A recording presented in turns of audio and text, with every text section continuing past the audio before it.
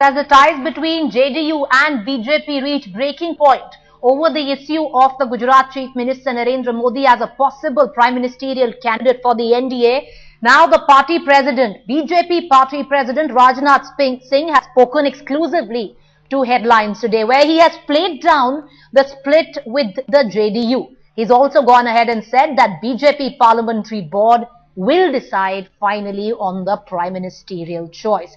Let's get you that exclusive interview with Rajnath Singh.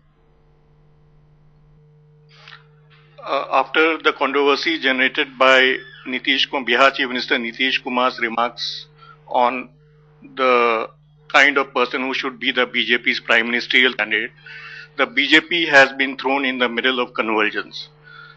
To clear the air, with me is BJP President Rajnath Singh ji.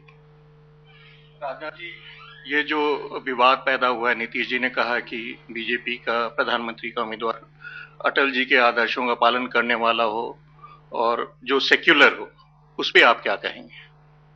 वैसे Bharatiya Janata party तो एक secular political party है और मैं समझता हूं कि जो भी क्राइसिस पैदा हुई है, यदि न पैदा हुई होती तो ज्यादा अच्छा था। जो कुछ भी हुआ है वो बहुत ही अनफॉर्चुनेट है। The JDU has set a deadline till December this year for the BJP to name its prime ministerial candidate. Will you adhere to the deadline? बस इतना ही कहना चाहूंगा कि जो भी क्राइसिस पैदा हुई है, इसको लेकर हम लोग अपने कोर ग्रुप में अथवा अपनी सेंट्रल पार्लियामेंट्री बोर्ड में बैठेंगे और विचार करेंगे। When is the parliamentary board likely to meet, sir? अभी कुछ नहीं कह सकते क्योंकि इस समय तो कर्नाटक स्टेट असेंबली का इलेक्शन चल रहा है और इलेक्शन कैंपेन में ही सारे लीडर्स को जाना है, इसलिए मुझे नहीं लगता कि इसके पहले सेंट्रल पार्लियामेंट्री बोर्ड की संभव हो पाएगी, या हो भी सकती है। Senior BJP leader Yashwant Sinha in an interview today has spoken about a dilemma faced by the BJP.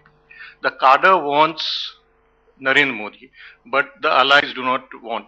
They have some other person in mind. How are you going to resolve the dilemma? Actually मैंने अभी जैसा बतला रहे हैं कि यशवंत सिन्हा जी का कोई statement है, उस स्टेटमेंट को भी देखा नहीं है मैंने, इसलिए मैं उस पर कमेंट कर पाने की स्थिति में नहीं हूं। Another question, there's been a controversy generated by Union Law Minister Ashwani Kumar vetting the status report of the CBI on the coal allocation block scam. How do you view it, and what will the BJP do? Supreme court का सीधा एक directive यह था कि CBI जो भी जांच कर रही है वो स्टेटस रिपोर्ट सीधे सुप्रीम कोर्ट को सबमिट करेगी। मैं समझता हूं कि उसकी वेटिंग ये लॉ मिनिस्ट्री के द्वारा नहीं होनी चाहिए थी, लेकिन जो जानकारी प्राप्त हुई है कि उस सीबीआई की स्टेटस रिपोर्ट की वो वेट किया गया है, बुलाकर लॉ मिनिस्ट्री के सारे अफसर्स मौजूद थे, लॉ मिनिस्टर मौजूद थे, शायद पीएमओ के अफसर्स भी कुछ मौजूद थे, यह सब सारी जानकारी बाहर आई है। मैं मानता हूं कि यह एक प्रकार से सीबीआई जो कॉन्स्टिट्यूशनल अथॉरिटी है, इसका यह मिसयूज है। यानी अब तक जो एलिगेशंस कांग्रेस के ऊपर लगते रहे हैं उसकी पूरी तरह से पुष्टि हो गई है और जब भी पार्लियामेंट चलेगी निश्चित रूप से बीजेपी पार्लियामेंट के दोनों हाउसेज में इस इशू को रेज करेगी। Will you seek the law minister's resignation? अब क्या करेंगे ये बैठकर हम लोग फैसला करेंगे, लेकिन ये दोनों बहुत ही गंभीर मुद्दे हैं।